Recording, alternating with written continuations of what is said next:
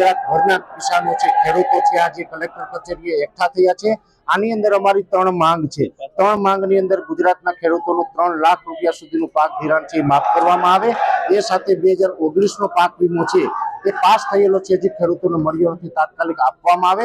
અને એની સાથોસાથ જે ટેકાના ભાવે અત્યારે ખરીદી ચાલુ થઈ છે, ટેકાના ભાવે સરકાર 125 મણની ખરીદી કરી રહી છે, એની જગ્યાએ 200 મણ પૂરી મગફળીની ખરીદી કરે અને માવઠાના કારણે અમારી મગફળી પલળેલી છે, એ પલળેલી મગફળી પણ સરકાર ખરીદી કરી લે। આ 3 માંગ સાથે અમે અલ્ટિમેટમ આપવા આવ્યા છે।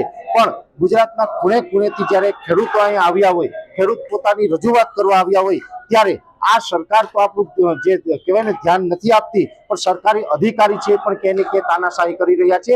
અહીંયા બેઠેલા કલેક્ટર શ્રી છે, ગુજરાતના ખેડૂતો આજે પોતાનો સમય બગાડી અને ગામડે ગામડેથી અહીં સુધી આવ્યા છે, પણ 10 પગથિયા ઉતરવા માટે પણ કલેક્ટરને અત્યારે તકલીફ પડી રહી છે અને રાજાશાહી જેવું વર્તન કરી રહી છે કે અમે 10 પગથિયા નીચે ઉતરીને ન આવીએ અને જે ખેડૂતો છે એની ઓફિસ સુધી આવે। આવી જે તાનાશાહી છે એની સામે અમે ગાંધી ચિંધ્યા માર્ગે અત્યારે અહીં સરકારની સામે આંદોલન કરી રહ્યા છીએ। ગુજરાતને ગામડે ગામડેથી ખેડૂતોનો એક જ અવાજ છે કે આ માગણી સ્વીકારવામાં ન આવે તો 12 દિવસ પછી ગામડે ગામડેથી ગુજરાતનો ખેડૂત છે એ ટ્રેક્ટરો લઈને ગાંધીનગર તરફ કૂચ કરશે। ગાંધીનગર જઈને પછી અમે એવા ઉગ્ર કાર્યક્રમો આપીશું જેથી કરીને જે આ સત્તામાં બેઠેલી તાનાશાહી સરકાર છે એને ઘર ભેગું થવું પડે અથવા અમારી માગણી પૂરી કરે। એટલે આવનારા સમયમાં દિવસ 12 પછી અમે ગાંધીનગર તરફ કૂચ કરવાનું વિચારી રહ્યા છીએ। પાલભાઈ, રાજકીય પક્ષો બિન રાજકીય સંમેલનમાં હાજર રહ્યા છે ખેડૂતોના મુદ્દે, શું મહત્વના મુદ્દા? જો હું મને રાજકીય પક્ષ ગણતા હોઉં તો મારી સ્પષ્ટતા કરી દઉં।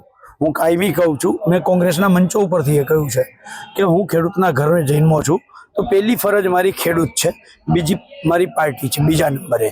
એટલે જ્યાં ખેડૂતની વાત હોય ત્યાં હું હંમેશા ખેડૂતોની સાથે ઊભો રહ્યો છું। અને તમે જોયું હશે કે આમાં ક્યાંય કરતાં ક્યાંય મેં રાજકીય વાત જ નથી કરી।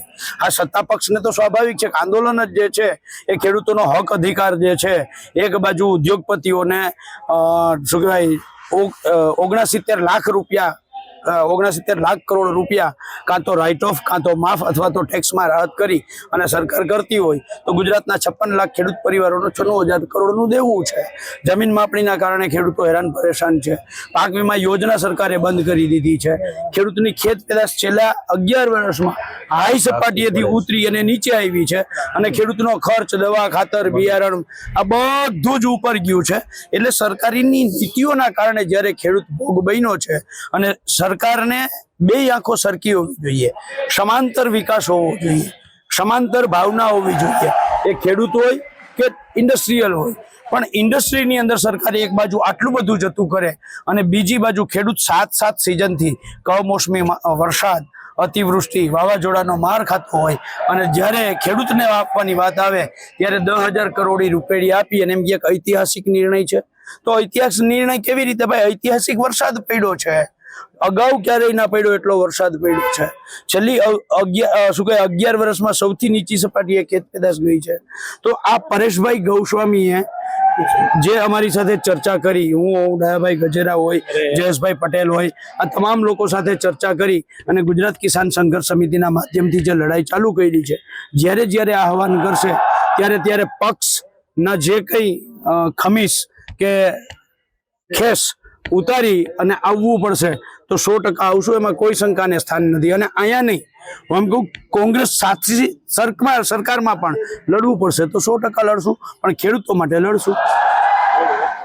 આજે જે અલ્ટિમેટમનો કાર્યક્રમ છે, શું છે હકીકત? સરકારે તો જાહેર કરી દીધી છે ખેડૂતના આંસુ ઉપર આ સરકાર રમી રહી છે। ખેડૂતના આંસુ ઉપર આ સરકાર પોતાની સંવેદનાનો અભાવ ઢોલ વગાડીને પ્રગટ કરી રહી છે। એટલે પરેશભાઈ ગોસ્વામી અલ્ટિમેટમ આપે છે કે 12 દિવસની અંદર જે 3 માંગો છે, 19નો પાક વીમો હજી સરકારે એની તિજોરીમાં રાખ્યો છે, જેના ખેડૂત હકદાર છે, એ જમા થાય। પછી ધિરાણ, જે પાક ધિરાણ છે એ માફ થાય અને જે લોકોએ પાક ધિરાણ નથી લીધું એના ખાતામાં 3 લાખ રૂપિયા જમા થાય। અને ત્રીજું જે કઈ વાત હતી, ત્રીજી જે એ લોકોએ 125 મણની જે વાત કરી છે એ 200 મણ પ્લસ ખેડૂત આપે। અને સાહેબ, મારે તમારા માધ્યમથી કેવું છે કે ખેડૂત એ જીવતો જાગતો વર્તમાન ભગવાન છે અને એ ભગવાને આ રીતે એમની હાલત જોવો તમે, આ રીતે એને લડવું પડે પોતાના કામ મૂકીને, માલઢોર મૂકીને। આ સરકારને એ ખબર હોવી જોઈએ કે લોકશાહીમાં રાજા કોઈ હોય તો એ લોકો છે. આ દેશની અંદર મૂળ તત્વ જો કોઈ હોય તો એ ખેડૂત છે, અને ખેડૂત ઉપર જે અન્યાય આ લોકોએ ચાલુ કર્યો છે એમાંથી સરકારની આંખ ખોલવાની જરૂર છે. મેં મારી સ્પીચમાં પણ કહ્યું કે જો સરકાર આમાં તાકાતથી કઈ નિર્ણય નહીં લે ને તો એક એક ખેડૂત કબડ્ડી રમવાનો છે જ્યારે મતદાન કરવા જશે ત્યારે. અને તમારા માધ્યમથી ખેડૂતને પણ કહું છું કે જો સરકાર આપણી સાથે આ રીતે ગેમ રમતી હોય તો એની સાથે કબડ્ડી રમો. કમર સિવાય તમને મન આવે એ બટન દબાવો, ઓટોમેટિક સમજાશે. અને એટલે ફરીથી તમારા માધ્યમથી વિનંતી દંડવત કરીને સરકારને વિનંતી કરું છું કે એટલા વર્ષથી ખેડૂતોનો પ્રેમ મળ્યો છે, જીવતા જાગતા ભગવાનનો પ્રેમ મળ્યો છે, તો આવું ન કરો. આ ટાઈપના ખેડૂતોને હેરાન ન કરો. રામ રાજ્યની વાતો કરે છે, સનાતન ધર્મની વાતો કરે છે. રામ રાજ્યમાં ક્યાંય તમે પ્રાઇવેટ લિમિટેડ કંપની કે લિમિટેડ કંપની કે 8 લાઇન રોડ કે 6 લાઇન રોડ કે આવું કઈ નથી જોયું. ત્યાં સાત્વિકતા, સત્ય અને સંવેદના જોઈ છે.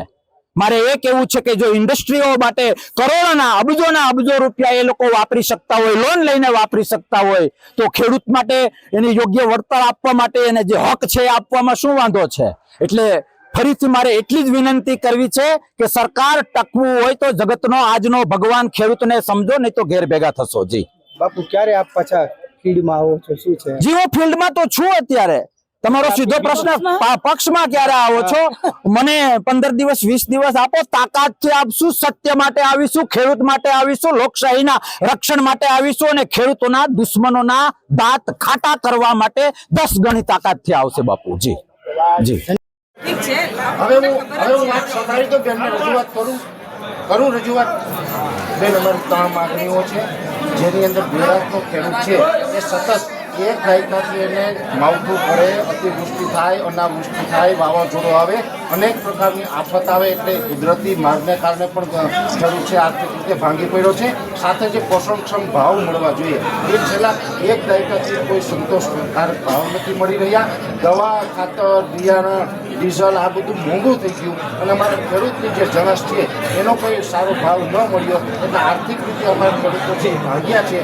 હવે આ ખેડૂતને આર્થિક રીતે જો આપણે વ્યવસ્થિત પાટે ચડાવવા હોય તો અમારી માગણી એવી છે કે દરેક ગુજરાતના ખેડૂત 2 હેક્ટરની મર્યાદામાં 3 લાખ રૂપિયા સુધીનું જે પાક ધિરાણ લીધેલું હોય છે એ અમારું પાક ધિરાણ છે એ સરકાર માફ કરે. આ પહેલી માગણી છે. બીજી માગણી છે કે વર્ષ 2019નો જે પાક વીમો છે ત્યારે આપણે ઘણું બધું નુકસાન થયું હતું. ખેતી પાકોમાં નુકસાન થયું એમાં કાયદા મુજબ ઘણા ખેડૂત આગેવાન છે કોર્ટ સુધી એનો કેસ લડ્યા છે. કોર્ટે પણ આદેશ કર્યો છે કે આ ખેડૂતનો હક છે, અધિકાર છે એને મળવો જોઈએ. છતાં આજે હજુ 50% કરતાં વધારે ખેડૂત એવા છે કે એના ખાતામાં એ વીમાની રકમ આવી નથી. તો એ વર્ષ 2019નો પાક વીમો છે એ તાત્કાલિક ધોરણે ખેડૂતોને આપવામાં આવે એક રજૂઆત અમારી એ છે. ત્રીજો મુદ્દો અમારો એ છે કે સરકારે ગઈકાલે 9 તારીખથી જે ટેકાના ભાવે ખરીદી ચાલુ કરી છે જેમાં સરકારે 125 મણ મગફળી લેવાની જાહેરાત કરી છે. જ્યારે અમારી ખેડૂતોની માંગ એવી છે કે 125 નહીં પણ 200 મણ સુધી એ મગફળી છે એ ખરીદવામાં આવે. સાથે ગુજરાતના 80 થી 85% ખેડૂત એવા છે કે જે માવઠાને કારણે એની મગફળી છે પલળી ગઈ છે. બેન, અત્યારે પલળેલી મગફળી છે એનો જે માર્કેટ વેલ્યુ પ્રમાણે ભાવ છે ને એ લોકો એની મરજી મુજબ માગી રહ્યા છે. એટલે ખેડૂતોની જે મજબૂરી છે એનો લાભ અમુક લોકો ઉઠાવી રહ્યા છે. એટલે 300 થી 400 રૂપિયા પ્રતિ મણમાં ખેડૂત પાસેથી મગફળી પડાવવાનું અત્યારે ષડયંત્ર ચાલી રહ્યું છે. એની જગ્યાએ સરકાર છે જે આપણે લોકશાહીની અંદર જેને માય બાપ કહીએ છીએ તો આ સરકારે અમારી પલળેલી મગફળી છે એ પણ ટેકાના ભાવે ખરીદી લેવી. આવી અમારી આ 3 માગણી છે. આ 3 માગણીનું જે અલ્ટિમેટમ છે આ અલ્ટિમેટમ અમે આ લઈને આવ્યા છે. આ જે અમારો 12 દિવસનો સમય છે આ 12 દિવસના સમય મર્યાદામાં જો અમારી માંગો સંતોષાશે નહીં તો આ ખેડૂત છે જગતનો તાતનો જે આદેશ થશે એ મુજબ અમે ઉગ્ર કાર્યક્રમ તરફ જવાના છે.